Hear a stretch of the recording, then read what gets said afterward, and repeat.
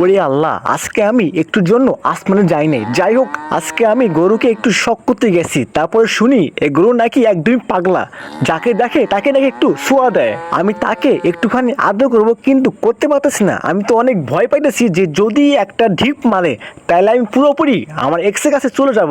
কিন্তু তা না, এমন রাগী, কালকেও কোরবানি হবে তার জন্য আজকে বেশি রাগী হয়ে গেছি। তারপর আমি অনেক যাবো একটু খাওয়াবো, দেখি যে খাওয়াতেই সে একদমই রেগে গেছে, ডিসমিস গুতাম মেরে একদম ফালাই দিছে। তারপর আমি গরুর জন্য স্পেশাল আম গাছে পাতা নিয়ে আসি, যেহেতু একটুখানি আদর করব। তা দেখি না, তিনি আরো গরু থেকে বাঘ হয়ে গেছে। ভাই রে ভাই, আল্লাহ গো, দেখছেন কি অবস্থা। এই গরুকে আদর করা সম্ভব না, একদমই খেপে গেছে। যেহেতু কালকে ওর কোরবানি, আজকে এই অবস্থা, তাইলে বুঝেন কালকে ওর কি হবে। পুরোপুরি গরু থেকে বাঘ হয়ে যাবে, তাই না? তো যাই হোক, আজকের মতো এখানে বাই বাই, দেখা হচ্ছে নেক্সট ভিডিওতে। আল্লাহ হাফেজ।